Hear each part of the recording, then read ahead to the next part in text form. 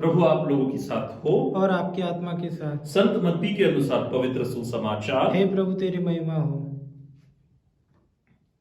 उस समय स्वर्ग का राज्य उन 10 कुंवारियों के सदृश होगा जो अपनी अपनी मशाल लेकर दूल्हे की अगवानी के लिए निकले।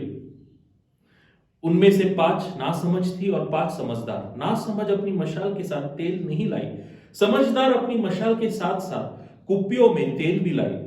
दूल्हे के आने में देर हो जाने पर सब उगने लगे और सो गए।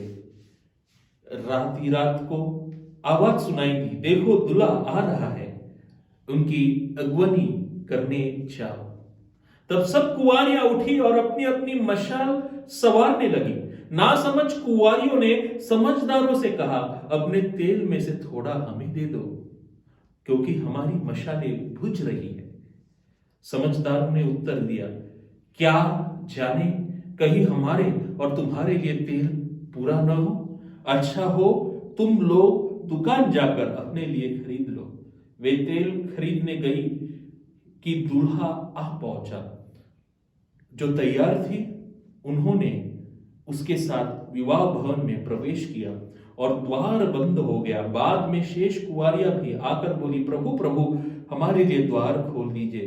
पर उसने उत्तर दिया, मैं तुम्हें यह कहता हूं, मैं तुम्हें नहीं जानता।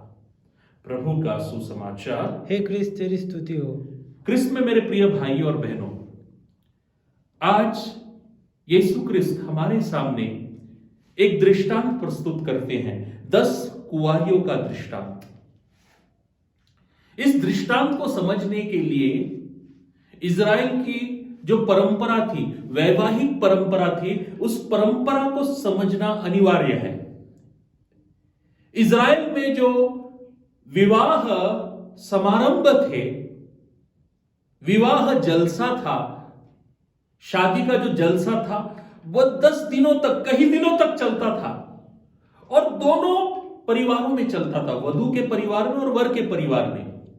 और वधू का परिवार हमेशा तैयार रहता था वर को स्वीकारने के लिए, क्योंकि उन्हें मालूम नहीं था कि वर कभी आने वाला है।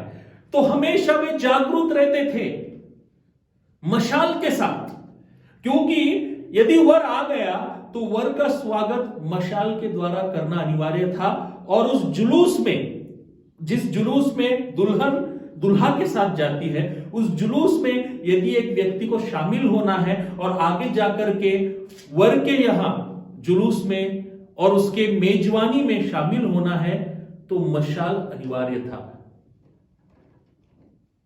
मेरे प्रिय भाई और बहनों, ये जो 5 नासमझ थी, उनके हाथों में मशाल नहीं थी।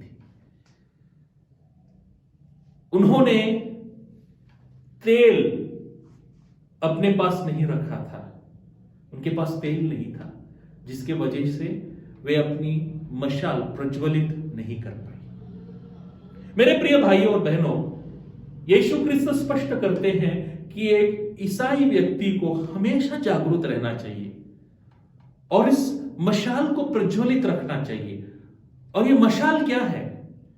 यह मशाल है प्रेम की मशाल, सेवा की मशाल, शांति की मशाल, परोपकार की मशाल।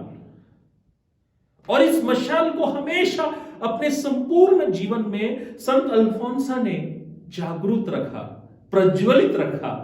और आज हम उनका स्मृति दिवस, उनका पर्व मना रहे हैं।